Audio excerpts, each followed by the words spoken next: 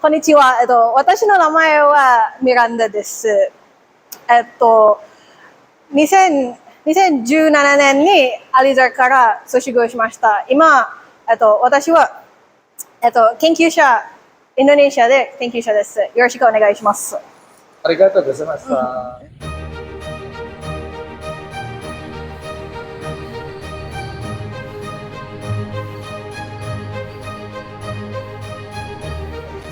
Hi, my name is Miranda Putri. People usually call me Miranda or Putri. I'm an alumni here at Alizar.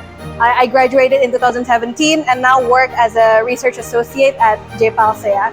Nice to meet you. Thank you. Putri dan teman-teman yang saya banggakan. Dalam rangka Bulan Bahasa tahun 2022, SMA Alizar mengadakan pelatihan menulis untuk tujuan akademik perguruan tinggi. Sebelum acara dimulai, saya akan membacakan biodata dari Kak Putri. Kak Miranda Aisyah Putri, biasa dipanggil Kak Putri, merupakan alumni angkatan 20. Kak Putri menyelesaikan pendidikan S1 di Ritsumeika, Jepang pada tahun 2021. Saat ini, Kak Putri menjadi peneliti di Abdul Latif Jamil Property Action Lab Southeast Asia, sertifikat LC yang berkantor di UI. Pelatihan menulis untuk tujuan akademik perguruan tinggi sangat diperlukan di kelas 12 agar dapat memahami hal-hal yang perlu dituliskan dan menarik isinya. Ya betul, So. Untuk memulai acara pada hari ini, mari kita membaca bismillah terlebih dahulu. Bismillahirrahmanirrahim. I'm actually really happy to be back here and to share something that is quite close to me personally and also professionally. It's something that I did and I'm sure all of you will do once you enter university. And I think that it's very important to start developing these skills early. So today, for the next hour, I think, we're going to talk about a university survival skill that's quite important, which is academic reading and more emphasis on academic writing. Okay. So before we start, you guys already hear a little bit about me, but I'm going to go a little bit deeper about that. Okay, so my name is Miranda Aisyah Putri. People usually call me either Miranda or Putri, so it's either first or last name. Before university, I spent all of my pre-university education in Alizar. So that's 14 years in this school. This place feels like a second home to me, so I'm really happy to be back. After that, I finished my undergraduate in policy science in Ritsumeikan University in Osaka. And I graduated in 2021. And starting 2022, I work as a research associate at JPALSEA. And my office is at UI Salemba. So if you guys are familiar with UI Depok as like the main campus, there's like an older campus in Salemba. That's where I go to work. Okay.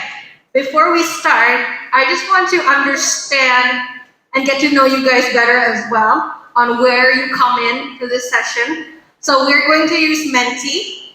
I want you guys to log into Menti and use the code written on the screen and answer the question. What's your first impression on today's topic? And I want you guys to be honest about it because we're going to spend about an hour discussing this. So I really want to understand where you come from. And I'm going to show the screen here so you can see the code. I'm waiting for your answers. We're going to spend about 2 minutes here. Focus mostly on 3 topics. We're going to put more emphasis on academic writing and plagiarism. But before we start writing, I always like to link it back to academic reading. Because academic reading and writing is closely related to each other. It feeds into another. So we're going to start with academic reading on why you must read before you start writing. So just a quick refresher on what academic reading really is. So different from reading for leisure or reading for entertainment, when you are conducting academic reading, most of the time you already have a goal that you want to pursue. You already have like a target in your head and you have to find sources to finish that material. So always start with understanding the goal that you want. Always start with why And in university settings, usually the goal is most of the time to finish assignments and to prepare for classes. So that could be your goal because, for example, in the next meeting, you have to discuss something about climate change. So you have to read up academic sources about climate change, right? So that's why you do academic reading on climate change, something as simple as that. And after you understand your reasoning, and then you have to proceed with understanding how you can do academic reading. So different than reading for leisure, in academic reading, you usually look for sources that are more credible and more trustworthy. So it could be something like academic journals, research reports, reports from organizations. Which sources do I look for? So understand what your topic is and where can you find credible resources on it. And then how do you do it? So different again from reading for leisure. In academic reading, usually you don't have to read the entire thing from start to finish. You have some skills, you can preview it first, so you just take a look at the document. In scanning, usually you read the abstract or like the summary of the paper before, so you understand like the general idea of what this paper is talking about.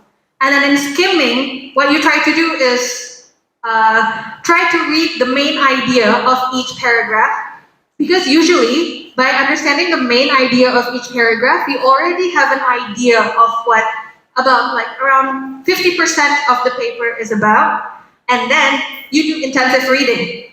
Now in intensive reading, what I meant is yes, you read every sentence that is written, but no, you don't read the entire paper. So usually, by the time you skim the paper, you already understand which section has the answer that I'm looking for. So after you skim the paper, focus on intensely reading only the section that has your answer that you're looking for. That's how you make the most time in academic reading. Okay, now to the fun part, academic writing. Or honestly, like a spoiler alert, the best, like what I'm trying to say here is that the best way to learn writing is actually to write. Okay, I hope you guys appreciate the meme here. It's an old meme, I know, but like, I just want to make this a bit fun. So, common types of academic writing pieces.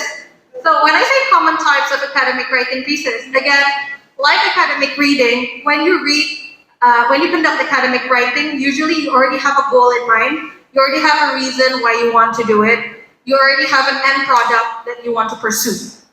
So it's less about the types of writing, but what I'm trying to explain here, it's more like how writers usually structure their arguments and logical flow of their essay to produce a good quality academic writing. And it's not like playing a game with a lot of levels. So that's how I'm going to explain it. We're going to start with level 0, basic, descriptive. In a descriptive writing piece, all you have to do is provide facts, definitions, and informations of something. You just have to present it to your audience. That's it. It could be a summary. It could be a result of a research, anything. And then you go one step further with analysis. So, in an analytical writing, usually what you have to do is to categorize the descriptions that you already have. So you already provide several definitions and descriptions and reports on several topics. You might be asked how you connect them. You might be asked to compare or contrast them. And you might be asked to explain why all of these descriptive writing pieces are connected to each other. That's why you analyze it in the first place. You analyze patterns. You analyze where the descriptions might lead you. And then you move a step forward again to a persuasive writing piece. This is where I personally think the fun starts. Because after you already analyze the arguments and then the descriptions that you're providing, this is where you start putting your thoughts in. What do you think about the analysis? What's your opinion about it? And most importantly, when you're writing an academic writing piece, it's not only to prove the logical flow and quality of your argument, but you have to somehow make it convincing for the reader to listen to you and agree with you. Why should other people listen to the argument that you presented in your writing piece? So in a persuasive piece, it's all about you, your argument. Now we move one step further to a critical piece. In a critical piece, not only you have to present a good argument from your own perspective, you also have to understand what are the current arguments in the field that you're writing about. So this is a lot simpler if I try to explain it in an example. So in the context of my job, I currently work in development economics. My work is mostly in education. So if I have a certain topic that I have to write critically, then I will have to first figure out what is the current available evidence about education in Indonesia says about my topic. What does the experts say? And where, most importantly in a critical piece, is what do their arguments lack in? What is the gap in literature? Apa yang belum bisa dijawab? Basically itu sih. Apa yang belum bisa dijawab oleh penelitian-penelitian sebelumnya, oleh orang-orang sebelumnya, yang kira-kira bisa aku jawab, that I can answer with my writing piece. So usually that's like the goal of a critical writing piece. And it's not always just one thing, in academic writing. It's usually a little bit of everything, because that's why I explain it in levels. So, for example, in a critical piece, there will be sections where you have to describe, analyze, and persuade. When you want to write an argumentative, or the other word for persuasive, you do have to analyze patterns first and provide descriptions first. Okay, so we've talked about common types of academic writing. Now we're going to move forward to basic structure of academic writing. And since this is the context of a university, most of the time it will be a form of an essay, right? So basically, an essay consists of three main sections: an introduction, a body, and a conclusion. In an introduction, the structure of a good introduction is like an inverted triangle. So it's like kebalik. It's like an inverted triangle. In it, you have to start from general topics that you want to discuss, but end the introduction section in your thesis statement. So, okay, the word thesis statement might not be very familiar to you right now, but basically it's just another word for the main idea or topic of the essay. And then you also have to explain the scope and structure of the paper in the introduction section. After you clear that up, you move forward to the body section. So in the body section, what you have to do is provide supporting arguments and supporting ideas of your main idea. Each supporting argument or idea should have their own paragraph to make sure that the flow of the essay is clear and concise. So it is not good practice to talk about two supporting ideas in one paragraph, because it confuses your reader. So, one supporting idea, one paragraph. Okay, and we end it with a conclusion. It's different from introduction, because if introduction is like an inverted triangle, where you go from general to specific, it's the other way around in conclusion. So, it's like a standing normal triangle. I forgot the name of it, really, sorry. But you get what I mean. So, you start from something specific, you summarize your arguments, reiterate your thesis statement, and provide a general ending of your essay. Now, a key tip to remember about writing a good thesis statement is that it has to be two things. It has to be short, but it has to be clear. Usually, a thesis statement is only one key sentence in the introduction paragraph. So remember that, because we're going to play a few games about thesis statement after this. It has to be short, it has to be clear. Okay? Okay. So, we've talked about types, we've talked about the structure of a basic essay. Now let's talk about languages and words. So, first, in academic writing, you're usually encouraged to refrain from referring to yourself using the word I, because it personalizes the writing. While in academic writing, usually you want to give some distance between yourself and the writing piece. Okay? So, what I was taught when I was in university was to refer to myself as using two things. it's either this author or my preferred gender pronoun, which in my case is she. So that's about referring to yourself. And the words that you use is formal academic language. By formal, I mean it's like just like in Bahasa Indonesia, we have casual words, we have formal words. So prefer to use formal words. And first lesson is do not abbreviate. You understand what I mean, right? So do not abbreviate. Instead of don't abbreviate, write do not abbreviate. Uh, you cannot use casual words instead of you can use casual words. So don't contract those words. You have to do it properly like that. Second lesson, always explain acronyms the first time you use them. So for example, even for something as common as the UN, everybody knows what the UN probably means, but it's always good practice to put like the explanation of the acronyms in brackets after the acronym itself. For example, UN in brackets United Nations, ASEAN in brackets Association of Southeast Asian Nations, something like that. Because if you don't explain it, then your reader can assume this, and it might be different from what you're trying to convey. The third is again, when you're trying to find formal words, try to use a dictionary or a thesaurus for this. I find it helpful, basically because English is my second language also, and sometimes you just don't know the formal words for things. So dictionaries are always helpful.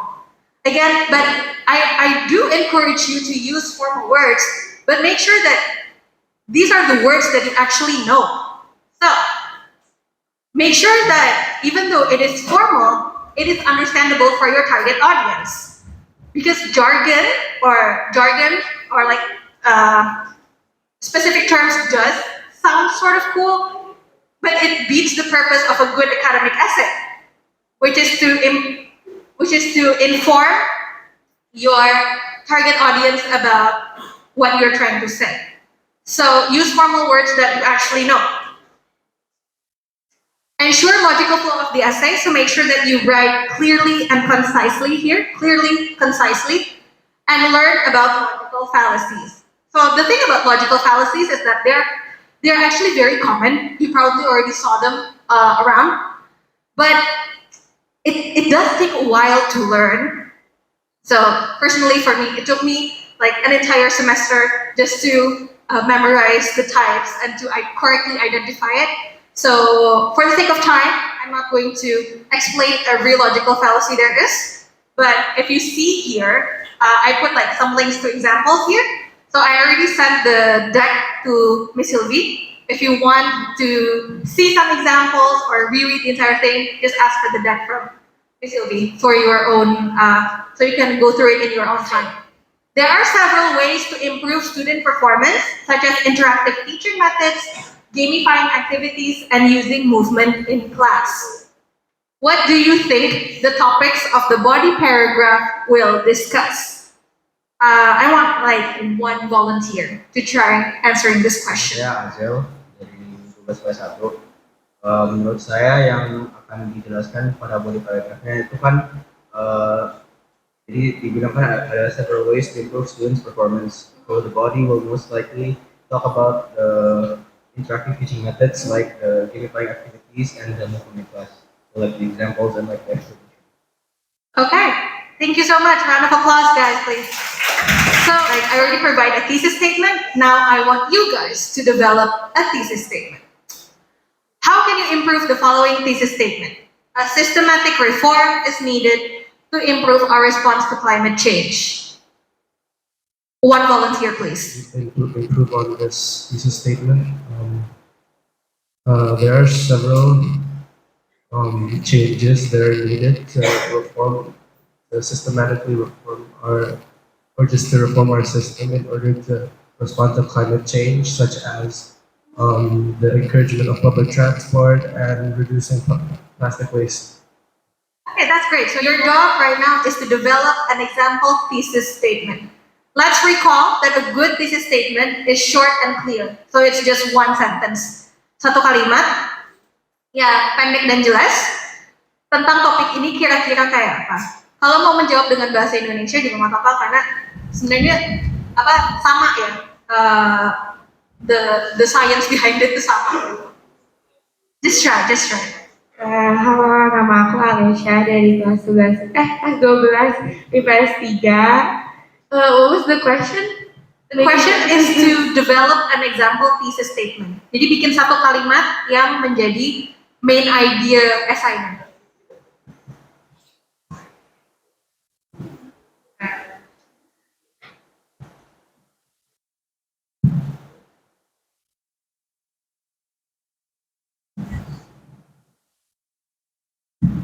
The issues in financial literacy.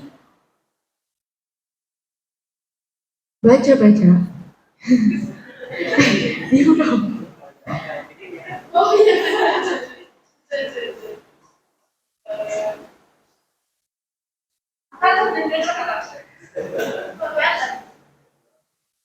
The issues in financial literacy are needed a change by creating, and one of the ways, or short, and by creating financial literacy training programs that are women only. I don't know. Oh, that's good. That's actually a good start. Round of applause, everyone. That's actually a really good start. Hello, my name is Putri. I'm coming from 12 Pass 2. So social media ethics should be taught in schools. I think this can be improved by explaining why is this useful in schools, and what is the purpose of social media ethics, and what is the positive traits, what positive effects from social media ethics. Thank you. Thank you so much. Okay, round of applause. Plagiarism. Or realizing that the proper and lawful way to refer to someone else's work. So in academic writing, the general idea is that you are writing and rewriting what others before have said. But there's a proper way of doing it, of providing credit to it. And no, you cannot cite from Wikipedia because Wikipedia is not an academic resource. Okay, so stay away from Wikipedia, honestly. Okay. Another Menti session, so we're gonna log into Menti again. I want you guys to answer this question. What do you think is the definition of plagiarism? Okay.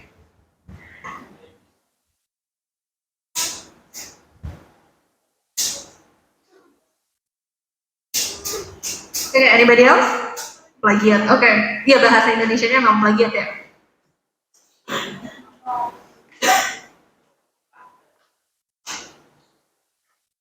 Okay, the plague. Okay, it's not the plague, but okay. Copy pasting, taking someone's writing. Okay, I'm gonna spend like another 30 seconds to wait for your answers. A legal shortcut. I like how you explain that. Source. Okay. What else?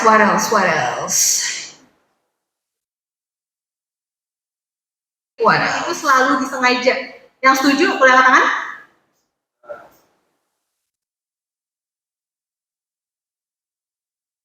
Apakah selalu disengaja? Plagiarisme itu? Oke? Kalau nggak disengaja, siapa yang bilang? Apakah plagiarisme itu selalu tidak disengaja? Ayo, coba angkat tangan aja, nggak apa-apa.